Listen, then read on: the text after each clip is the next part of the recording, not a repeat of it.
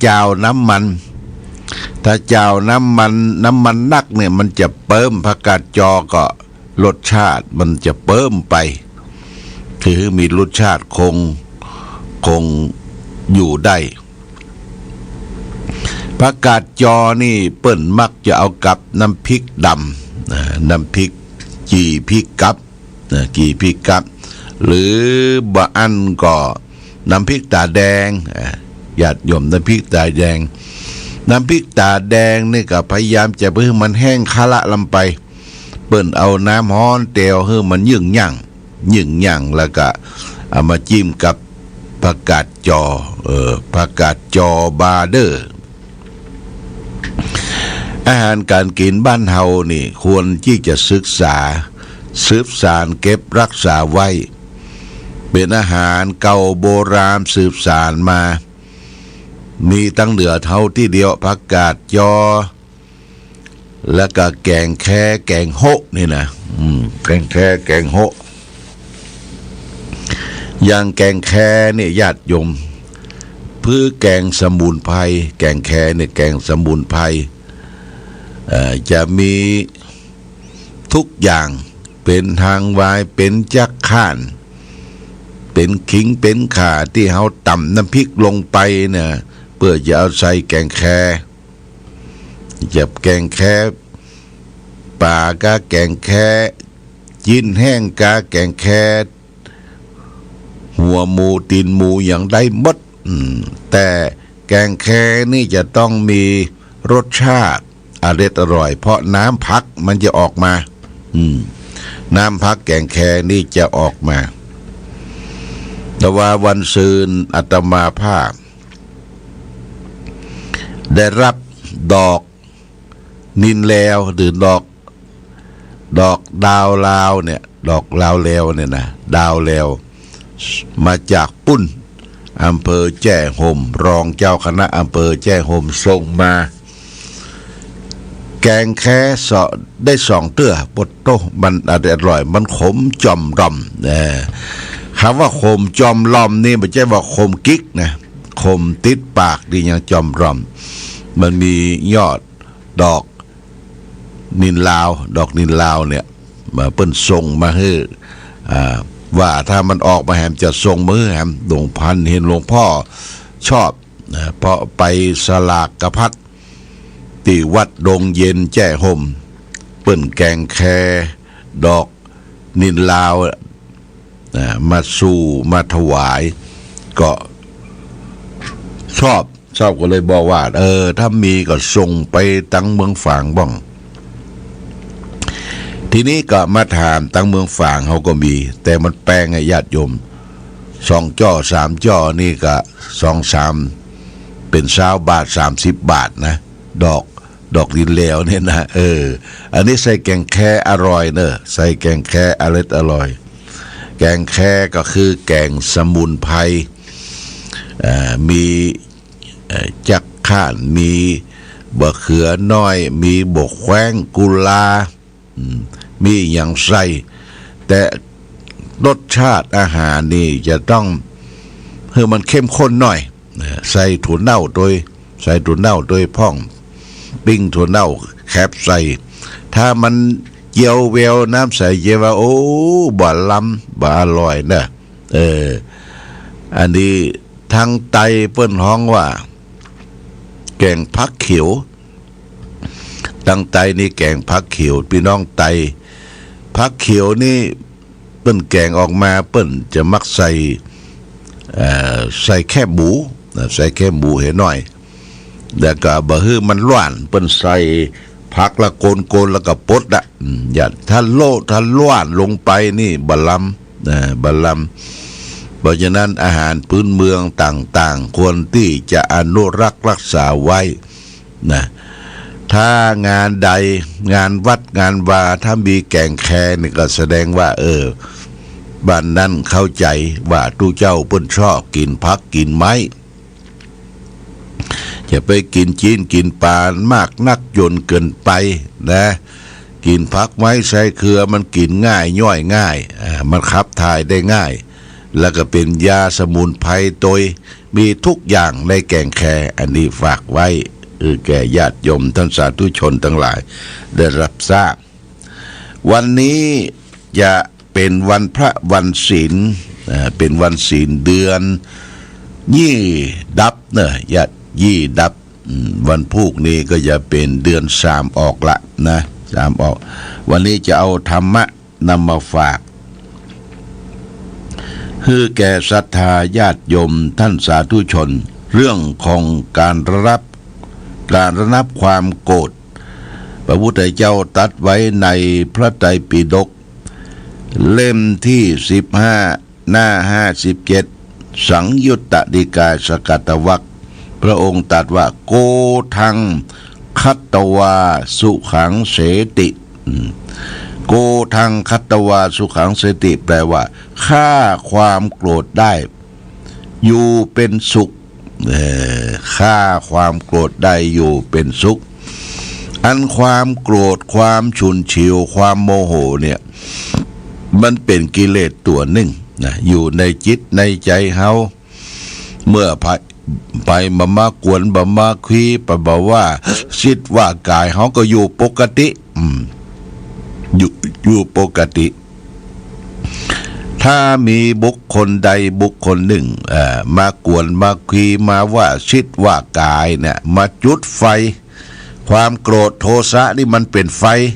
ฟอยู่ในจิตในใจเขาเนี่ยญาติโยมไฟตัวนั้นจะลุกขึ้นมาเนี่ยจะลุกขึ้นมาบ่พอใจ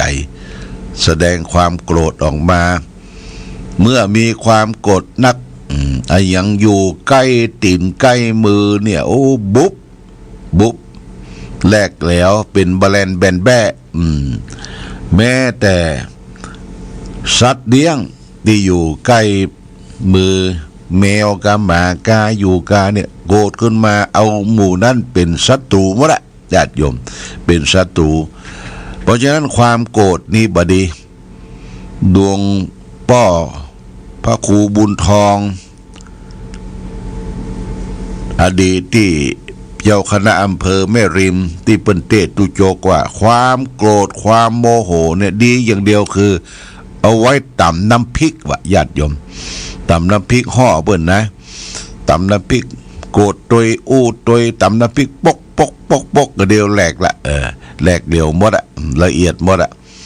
พอใจความโกรธความแรงของร่างกายเอาไว้ตำน้ำพริกอย่างเดียวอะจะแก้จะใจประโยชน์ได้แต่อย่างอื่นบดีสักอย่างความโกรธนี่นะพระพุทธเจ้าตรัสว่าฆ่าความโกรธเสียได้อยู่เป็นสุขความโกรธนี่ฆ่าด้วยอย่างฆ่าโดยธรรมะตัวหนึ่งหรือว่าเมตตาธรรม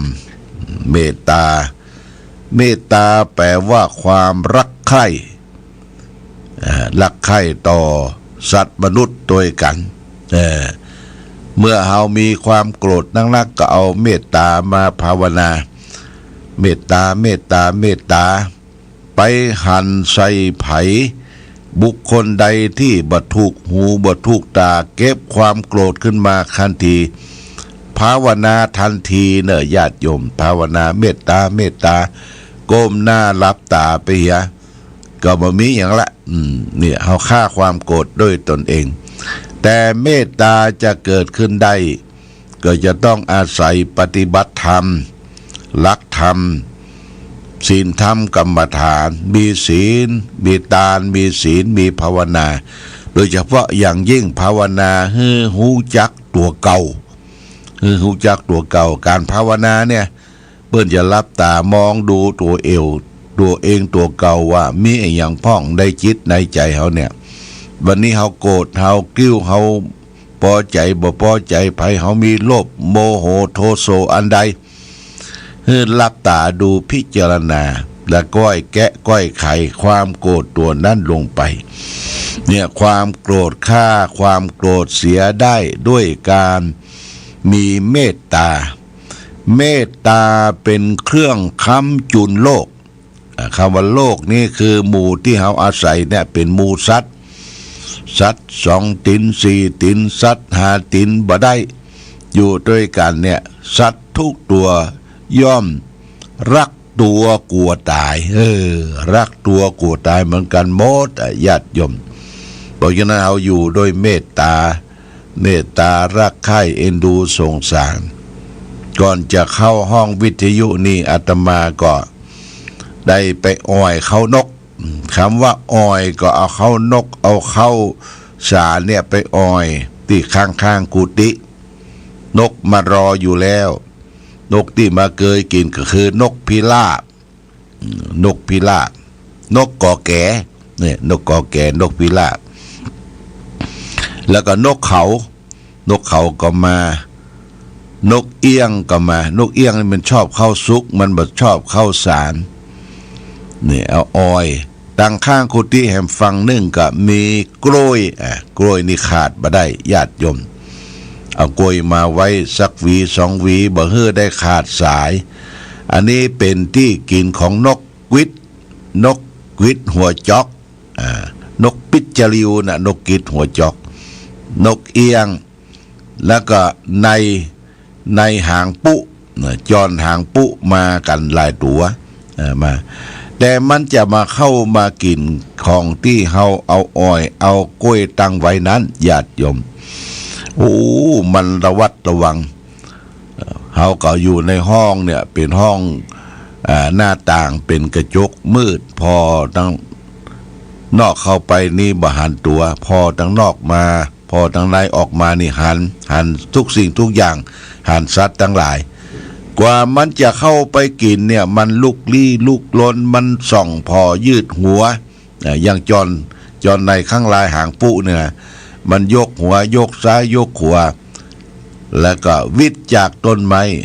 วิดจากไปเกาะที่เฮาเอากล้วยไว้เนี่ยเกาะไปจับไปอยู่ตรงหันแล้วก็ยังบ่กินเตื้อ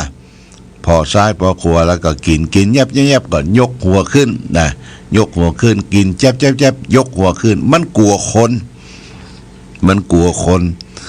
มันระแวดระวังเพราะว่าคนเนี่ยเป็นสัตว์ที่ประเสริฐจริงแต่ว่ามักจะไปทำร้ายแก่สัตว์ทั้งหลายยกตัวอย่างง่ายๆเช่นว่าคนไปปะใส่งูนี่นะงู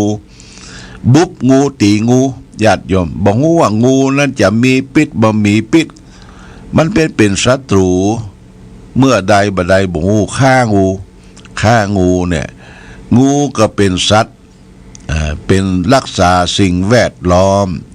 รักษาสิ่งแวดล้อมอย่างที่สำนักปฏิบัติธรรมเนี่ยมีงูหลายอย่างมีงูจงอางก็มีงูเห่าม่อมก็มีเนี่ยแต่ว่ามันบ่มาทำร้ายเห่ามันอยู่ที่มืดอาหารของงูก็คือพวกหนูเนี่ยญาติโยมพวกหนู โทษเพราะฉะนั้นหนูนี่บ่มีที่บนวัดแต่หนูบ่มีเพราะงูไล่เลี้ยมดไล่เลี้ยมันจะอยู่ในห้องครัวงูไปไล่มดญาติโยมนั่นก็เป็นวัฏจักรเป็นการรักษาสภาพสิ่งแวดล้อมสิ่งแวดล้อมเฮาอยู่ได้อาศัยสัตว์ทั้งหลายนี่เฮาคือมันอยู่คือมันอาศัยก็เพื่อคือมันได้ทำประโยชน์คือแก่ที่อยู่ของมันเป็นวัฏจักรการเป็นบุญเวียนการสืบต่อการเลี้ยงชีวิตของแต่ละสรรพสัตว์ทั้งหลายเนี่ยญาติโยมเพราะฉะนั้นจะสรุปในตรงนี้ว่า